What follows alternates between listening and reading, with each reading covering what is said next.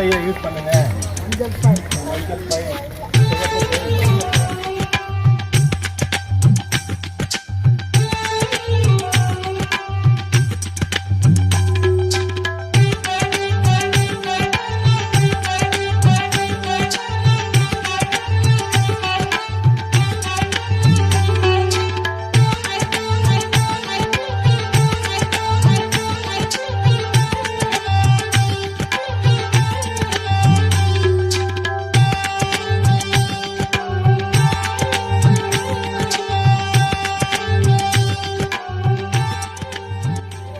சிற்பக்கலை மையமாக இருக்க மகாபலிபுரம் சிற்ப தொழிலுக்கு ஹப்பாக இருக்குது. இந்த மாதிரியான படைப்புகளும் கைத்தொழிலும் எடுத்து வந்துட்டாங்க. ஒரு 10 வருஷமாக இதை ப்ராக்டிஸ் பண்ணுறாங்க. இது எல்லாமே எக்கோ ஃப்ரெண்ட்லி. மணியெல்லாம் வந்து கண்ணாடியில் ஆனது. இதெல்லாமே வந்து ரீசைக்கிள் பண்ணக்கூடிய நூல். இது எல்லாமே வந்து ஒரு 10 வருஷமாக இவங்க ப்ராக்டிஸ் பண்ணிட்டாங்க. இவங்க வந்திருக்கவங்க வந்து ஒரு குறைவானது தான்.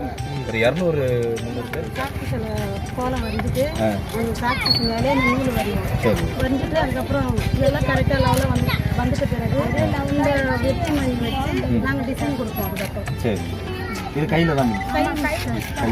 எவ்வளோ நேரம் ஆகும் இது பண்ணுறதுக்கு? 4 நாள். கஷ்டமாக தான் இருக்காங்க. இது வந்து கம்பி கோலம் சார். இது ரங்கோலி. சொல்லுங்கள். அது டிசைன் இல்லை, ஒவ்வொன்றையும் காட்டி சொல்லுங்கம்மா. ஒவ்வொன்றையும் ஒவ்வொரு டிசைனையும் காட்டி சொல்லுங்கள்.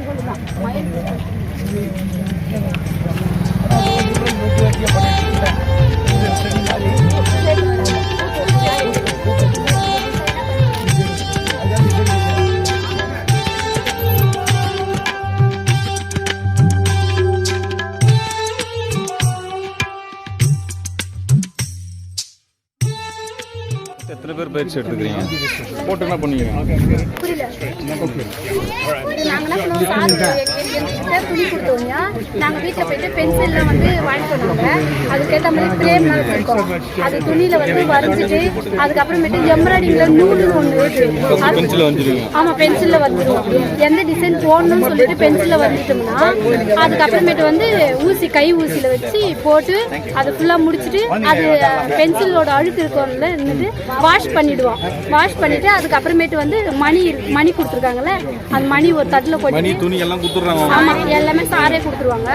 அதுக்கப்புறமேட்டு நாங்கள் மணி வச்சு அதை கட்டிட்டு அதுக்கப்புறமேட்டு நாங்கள் பார்ப்போம் இது நல்லா இருக்கா அப்படின்னு சொல்லிட்டு பார்ப்போம். நல்லா இருந்துச்சுன்னா அதுக்கப்புறம் தான் எடுத்துட்டு வந்து கொடுப்போம். சேல்ஸ் பண்ணுறதுக்கோ சொல்லிட்டு எங்களோட முன்னேற்றத்துக்கோசம் தான் சார் இது அதை விற்று எங்களுக்கு தான் தருவோம் சார். கவர்மெண்ட் எது உங்களுக்கு இது சம்பளமாக உதவி என்ன செய்யுதா? கவர்மெண்ட் வந்து என்ன கேட்டுக்கிறீங்களா? கார்டு மட்டும் இல்லை கேட்டுக்கிறீங்களா? இந்த மாதிரி எல்லாம் கேட்டு